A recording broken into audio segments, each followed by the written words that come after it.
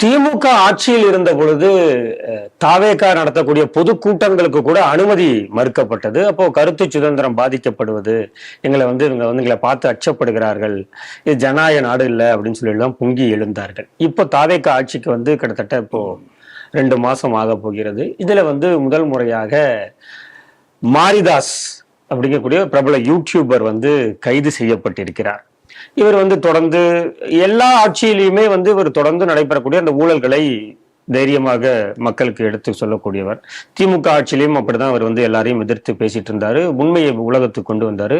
அவர் அப்பொழுதும் கைது செய்யப்பட்டிருந்தார். இப்ப தாவேக ஆட்சிக்கு 1.5 மாசம் தான் ஆகுது. அவர் அங்க இருக்கக்கூடிய தொழில்துறை அமைச்சர் குறித்து ஏதோ விமர்சனம் செய்து விட்டார், அதை ஏற்றுக்கொள்ள முடியாது அப்படிங்கிற அளவுக்கு இருக்கு அப்படின்னு சொல்லிட்டு இவர் மீது இப்போ வழக்கு நடவடிக்கை எடுக்கப்பட்டிருக்கிறது. இதுக்கு பல்வேறு தலைவர்கள் கண்டனங்களை தெரிவிக்க ஆரம்பிச்சிருக்காங்க. முதலாக சீமான் அவர்கள் குரல் கொடுத்திருக்காரு. இந்த செய்தியை நீங்க எப்படி பாக்குறீங்க? முதல்ல மாரிதாஸ் அவர்களே பாராட்டுறேன். ஏன்னா எந்த விதமான பின்புலம் இல்லை, பாதுகாப்பு இல்லை, ஒரு கட்சியில அந்த மாதிரி இல்லை. ஒரு தனிநபராக இருந்து இந்த அளவுக்கு ஒரு கருத்து சுதந்திரத்தை பேணி காப்பதற்காக தன்னுடைய கருத்துக்களை தைரியமாக சொல்லக்கூடியவரை நான் பாராட்டுறேன். இப்ப ஜனநாயக நாட்டுல எனக்கு ஒரு கருத்து இருக்குன்னா நான் சொன்னேன்னா அதை நீங்க எதிர்கருத்து நீங்க சொல்லணும். கருத்தை கருத்தால் எதிர்கொள்ள வேண்டும். அப்படி நீங்க எதிர்கொள்ளவில்லை என்று சொன்னா என்ன அர்த்தம்னா யூ ஆர் ஃபேசிஸ்ட். திமுக ஆட்சியின் போது ஃபேசிஸ்ட் திமுக வர்ணித்த அதே தாவேகா அதே கொள்கையை பின்பற்றுகிறது. இப்ப அவர் பல கருத்துக்கள் சொன்ன ஒரு முறையுமே திமுகவின் நீட்சி தான் தாவேகாங்கிறத காட்டுறாங்கன்னு எடுத்துக்கலாம் இல்லையா? திமுகவின் நீட்சி என்பதை கூட சொல்ல மாட்டேன். திமுகவினுடைய பேனரை அகற்றிவிட்டு இன்னும் அதை விட அதிகமாக எல்லா ஊழலையும் எல்லாவற்றையும் செய்யக்கூடிய ஒரு கட்சியாக நான் பார்க்கிறேன். நீட்சியை நான் சொல்ல மாட்டேன், வளர்ச்சி என்று சொல்லலாம். ஏன்னா திமுக ஒரு கட்சி என்கின்ற ஒரு கட்டமைப்பு, ஒரு பிம்பம் இப்படிதான் இருந்தது. ஆனா இவங்களுக்கு இந்த ரீல்ஸ் என்கின்ற அந்த மாயத்தினுடைய அந்த அதுல இருந்து மக்கள் இன்னும் விடுபட்டு வரல. இன்னும் ஒரு வருஷமா ஆகும்னு நினைக்கிறேன். இன்னும் அதுக்கு மேல ஆகுமா தெரியல. அது வரைக்கும் இவங்க என்ன பண்ணாலும் யாரும் கேட்கறதுக்கு ஆள் இல்லை. ஆனா அப்படி அந்த மாய மான் போல ஒரு மாய உலகத்துல தான் இருக்காங்க. அதனால இவங்க என்ன வேணா பண்ணணும். அதனால இப்ப பாருங்க, இப்ப இவர் வச்ச இன்னொரு குற்றச்சாட்டு என்னன்னா, நம்ம தமிழக அமைச்சரோட உயர்ந்த மனிதர் ஒருத்தர் இருக்கார் தெரியுமா, ஆதவ அர்ஜுனாவுடைய மாமியாருடைய லீமா ரோஸ் அவங்களுடைய தம்பி. அந்த வீடியோ பாத்தீங்க நீங்க?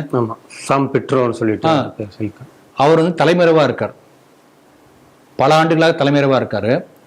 அந்த ஜான் பிரிட்டோ தலைமறைவா இருக்கக்கூடிய அவர் பேர் போதை பொருள் கடத்தல் வழக்குல கோஸ்ட் கார்டு அரெஸ்ட் பண்றாங்க.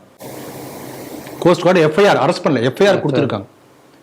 அது என்னன்னா, நீங்க சாதாரண போதையை விட மெத்தாபெட்டமைன் என்கின்ற சிந்தட்டிக் ட்ரக் ஒரு கண்டெய்னர் 108 கோடி ரூபாய் மதிப்புள்ள மெத்தாபெட்டமைன், இன்னொரு இடத்துல 200 கோடி ரூபாய் மதிப்புள்ள மெத்தாபெட்டமைன், ரெண்டு கண்டெய்னர்ல இருந்து எடுக்கப்பட்டு இன்னும் எத்தனை இந்த மாதிரி போச்சு தெரியாது. ஸ்ரீலங்கால இருந்து இங்க உள்ள வந்துட்டு இருக்கு. போதை பொருளை இந்த மாதிரி நான் நீக்குவேன்லாம் பேசினார்ல விஜய், அந்த விஜய் ஆட்சி காலத்துல மீட்கப்பட்ட 2 கண்டெய்னர், இன்னும் இந்த மாதிரி எத்தனை இருக்குன்னு தெரியாது.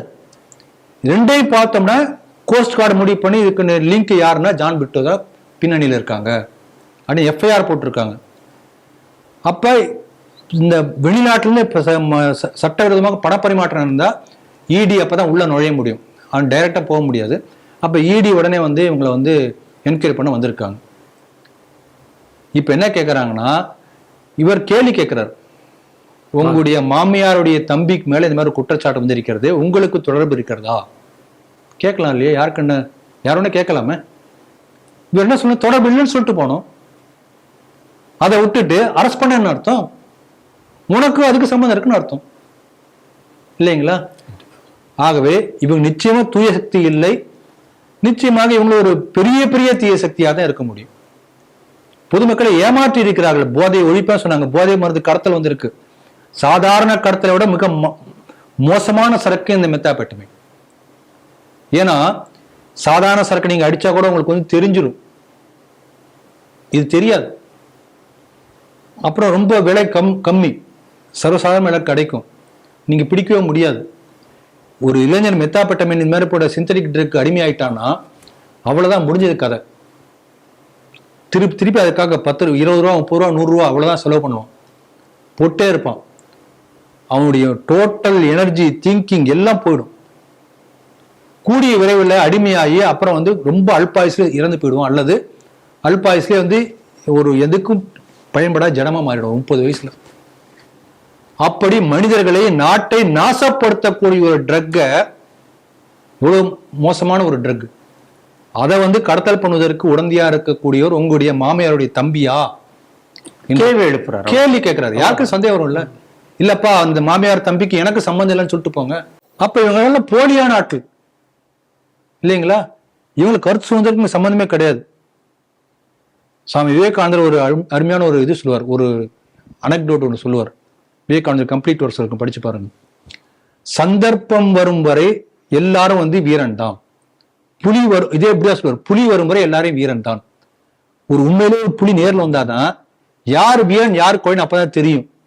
ஆகவே சந்தர்ப்பம் ஒரு மனிதனை காட்டி கொடுக்கும் அப்படின்னு சொல்லுவார். அது வேற ஒரு உதாரணத்துக்கு சொல்லுவார். நான் எப்படி பாக்குறேன்னா, இப்ப நான் வந்து ரொம்ப நேர்மையானவன் அப்படியா?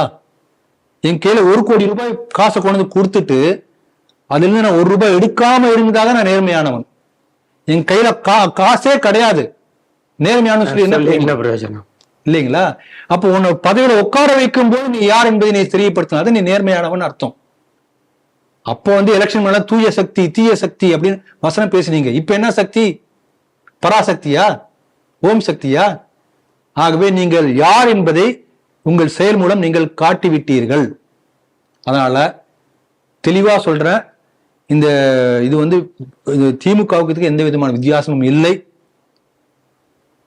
மக்கள் வந்து நம்பக்கூடிய அந்த மாய அந்த எண்ணத்திலிருந்து மீளல மக்கள் சீக்கிரம் வெளியில வரணும். அது வெளியில வராத வரைக்கும் இந்த மாதிரி அட்டகாசங்கள் தொடரும். அதுல எனக்கு மாற்று கருத்தே இல்லை. அதனால அவருக்கு மீண்டும் என்னுடைய பாராட்டுகளை தெரிவித்துக் கொள்கிறேன். ஏன்னா தனியொரு மனிதனாக நின்று இந்த அளவுக்கு வந்து எதிர்த்து அவர் செஞ்சிருக்காரு. அவருடைய என்ன சொல்றது, ஆண்மை வீரம், அதை நம்ம பெரிய ஹேட்ஸ் ஆஃப் டு மாரிதாஸ்.